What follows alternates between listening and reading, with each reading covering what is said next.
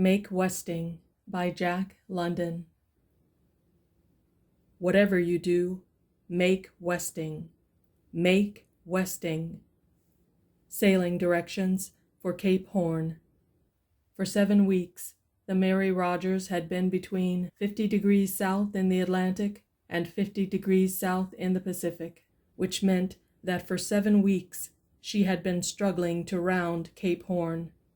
For 7 weeks she had been either in dirt or close to dirt, save once, and then, following upon 6 days of excessive dirt, which she had ridden out under the shelter of the redoubtable Terra del Fuego coast, she had almost gone ashore during a heavy swell in the dead calm that had suddenly fallen. For 7 weeks she had wrestled with the Cape Horn graybeards, and in return been buffeted and smashed by them. She was a wooden ship, and her ceaseless straining had opened her seams, so that twice a day the watch took its turn at the pumps.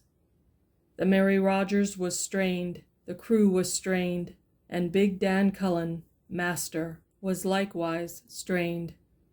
Perhaps he was strained most of all, for upon him rested the responsibility of that titanic struggle. He slept most of the time in his clothes, though he rarely slept. He haunted the deck at night, a great, burly, robust ghost, black with the sunburn of 30 years of sea, and hairy as an orangutan. He, in turn, was haunted by the thought of one action, a sailing direction for the Horn. Whatever you do, make westing. Make westing.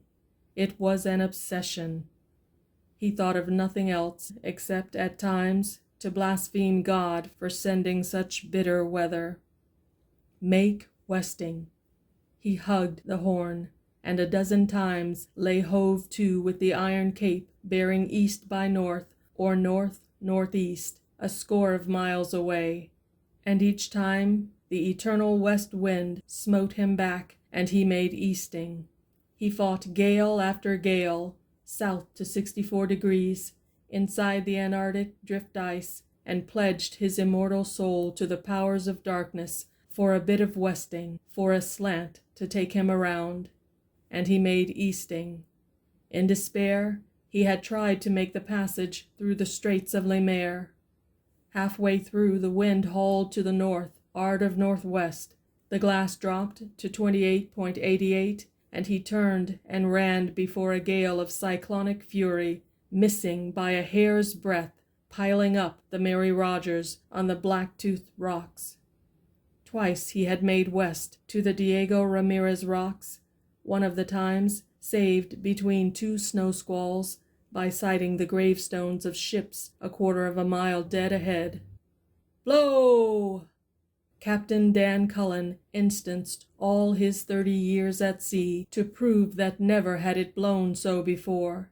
The Mary Rogers was hove to at the time he gave the evidence, and to clinch it, inside half an hour Mary Rogers was hove down to the hatches. Her new main topsail and brand new spencer were blown away like tissue paper, and 5 sails, furled and fast under the double gaskets, were blown loose and stripped from the yards. And before morning the Mary Rogers was hove down twice again, and holes were knocked in her bulwarks to ease her decks from the weight of ocean that pressed her down. On an average of once a week, Captain Dan Cullen caught glimpses of the sun. Once, for 10 minutes, the sun shone at midday, and 10 minutes afterwards a new gale was piping up.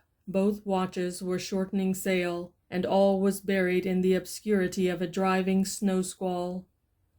For a fortnight, once, Captain Dan Cullen was without a meridian or a chronometer sight. Rarely did he know his position within half a degree, except when in sight of land, for sun and stars remained hidden behind the sky, and it was so gloomy that even at the best the horizons were poor for accurate observations. A gray gloom shrouded the world. The clouds were gray.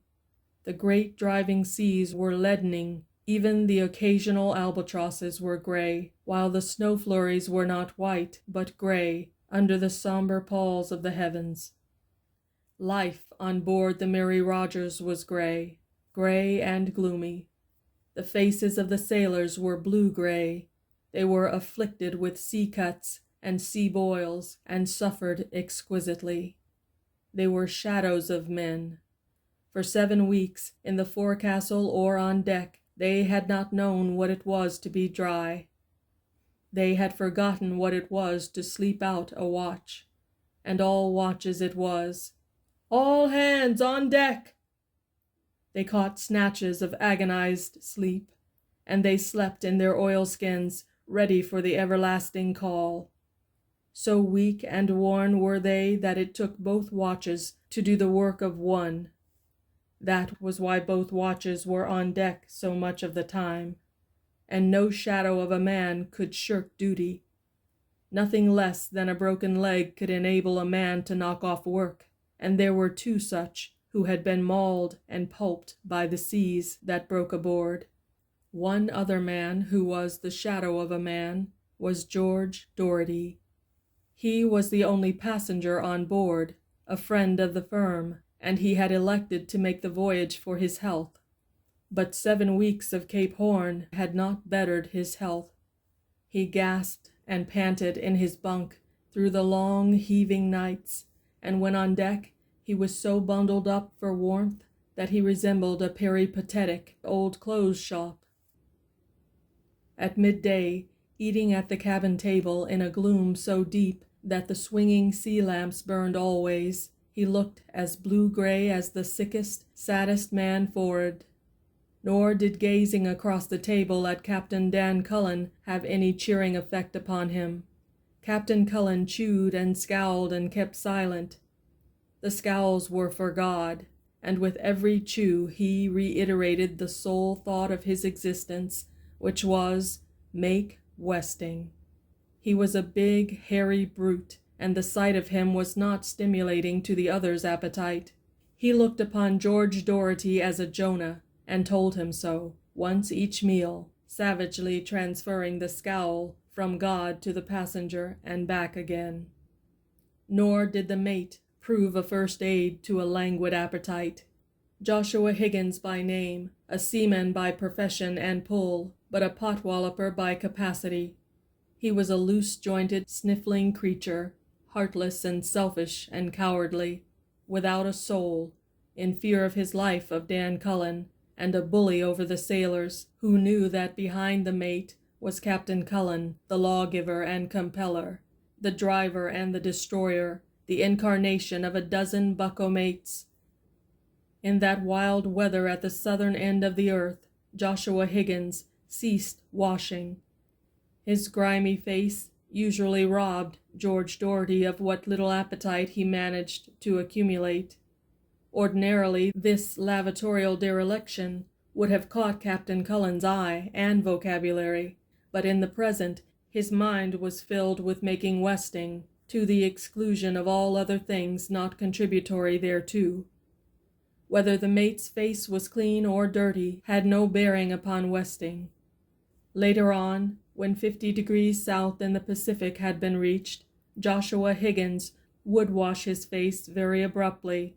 In the meantime, at the cabin table, where the gray twilight alternated with lamplight while the lamps were being filled, George Doherty sat between the 2 men, one a tiger and the other a hyena, and wondered why God had made them. The second mate, Matthew Turner, was a true sailor and a man, but George Doherty did not have the solace of his company, for he ate by himself, solitary, when they had finished.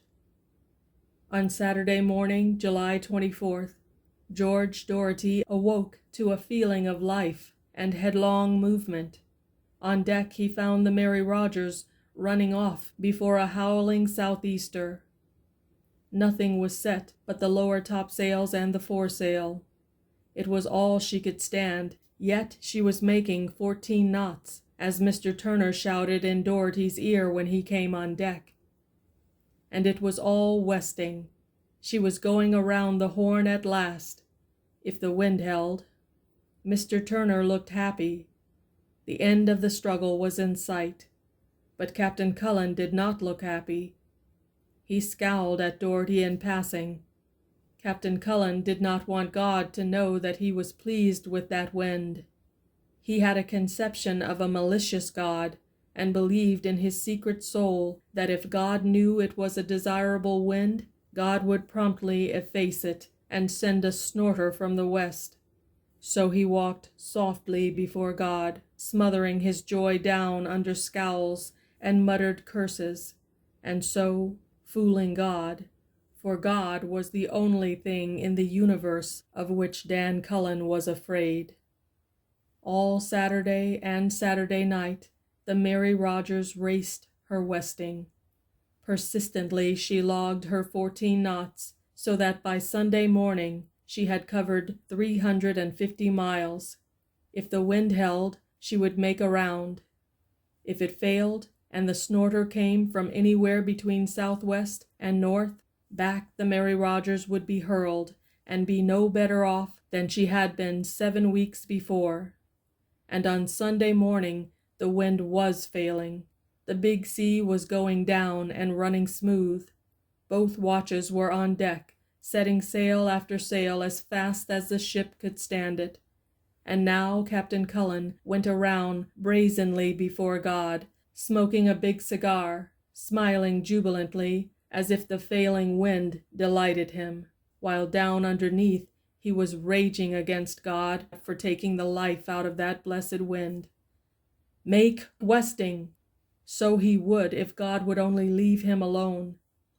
Secretly he pledged himself anew to the powers of darkness if they would let him make westing. He pledged himself so easily because he did not believe in the powers of darkness. He really believed only in God, though he did not know it. And in his inverted theology, God was really the Prince of Darkness.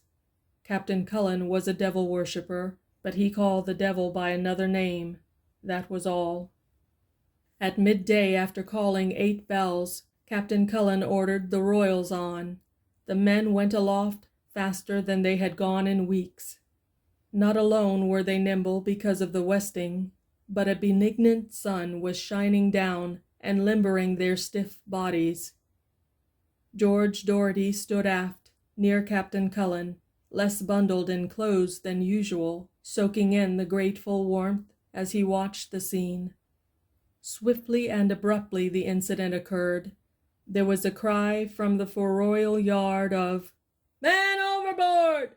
Somebody threw a lifebuoy over the side, and at the same instant the second mate's voice came aft, ringing and peremptory. "Hard down your helm!" The man at the wheel never moved a spoke.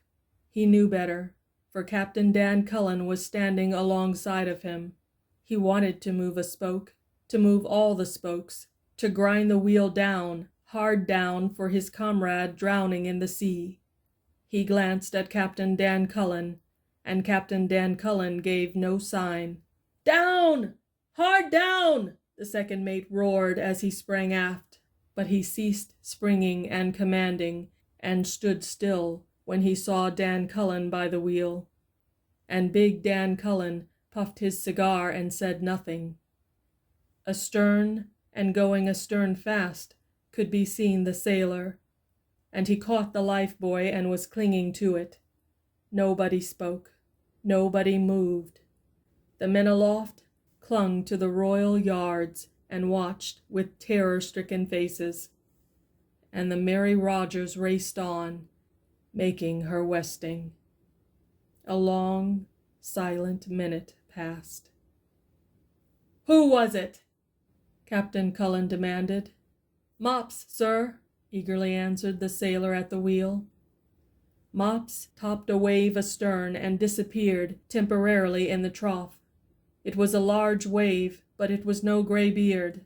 A small boat could live easily in such a sea, and in such a sea the Mary Rogers could easily come to, but she could not come to and make westing at the same time.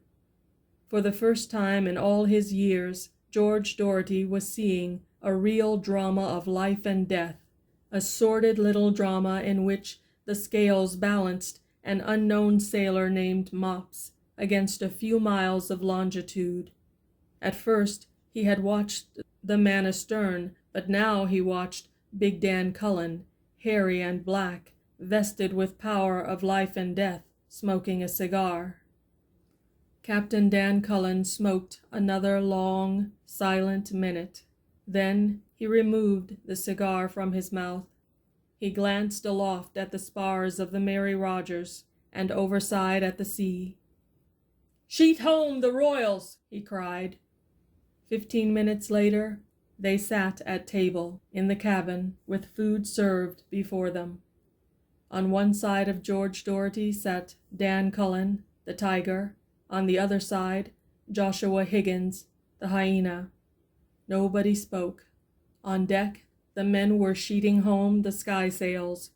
George Doherty could hear their cries, while a persistent vision haunted him of a man called Mops, alive and well, clinging to a lifebuoy miles astern in that lonely ocean. He glanced at Captain Cullen and experienced a feeling of nausea, for the man was eating his food with relish, almost bolting it.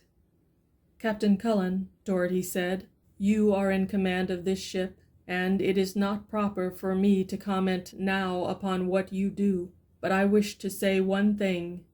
There is a hereafter, and yours will be a hot one." Captain Cullen did not even scowl.